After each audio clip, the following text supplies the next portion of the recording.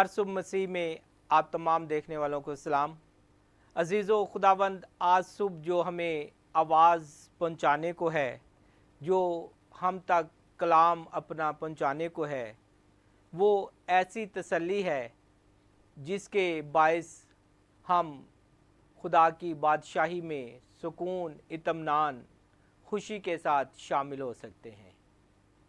खुदावंद के ज़िंदा कलाम मुक़द्दस में पहाड़ी वाज 5वें बाब की 4थी आयत में खुदावंद हमें मुबारक कहते हुए यूँ फरमाते हैं, मुबारक हैं वो जो गमगीन हैं क्योंकि वो तसल्ली पाएंगे।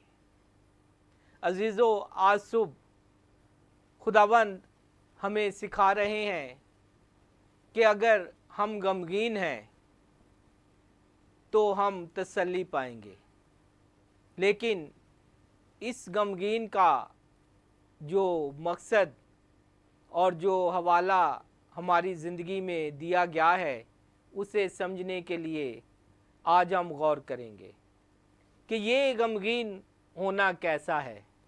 क्या आप किसी मातम करने वाली जगह पर या किसी मर्ग पर जाकर ऊंचा ऊंचा रोकर मातम करके गमगीन होके दूसरों के सामने आंसू बहा बहा कर अपने रवैये को पेश करते हैं? तो क्या ये कलाम मुक़द्दस इस गमगीन होने की बात कर रहा है? नहीं।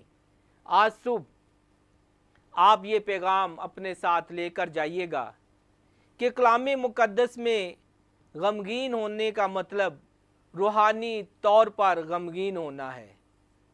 आज सुबह जब आप अगर घर से निकलते हैं तो रास्ते में ऐसे लोग आपको मिलते हैं जो कलाम मुक़द्दस से बहुत दूर हैं, जो जानते ही नहीं कि हमेशा की ज़िंदगी किसके पास है।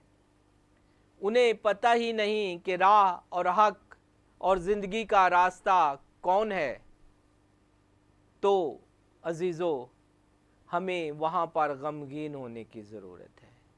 अगर किसी को आप भूखा, प्यासा, नंगा रास्ते में देखते हैं, दुख तकलीफ़ में देखते हैं और उसके लिए आप तड़प नहीं रखते, आप बड़ी खामोशी से उसके पास से गुज़र जाते हैं, आपके अंदर गम नहीं पैदा होता, आपके आँखों में आंसू नहीं आते, आप उसे देखकर गमगीन नहीं होते, तो यकीन जाने कि आप फिर तसल्ली नहीं पाएंगे।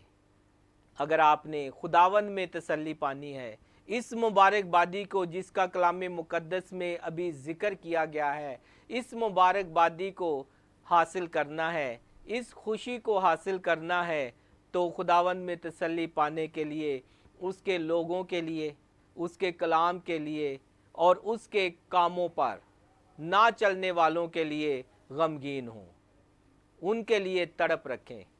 जब आप रूहानी तड़प रखेंगे, रूहानी तौर पर गमगीन होंगे, तो यकीन जाने कि आप हर सुबह खुदावंद में तसल्ली पाते हुए खुदावंद की बादशाही तक खुदा की राहों पर पहुंच जाएंगे।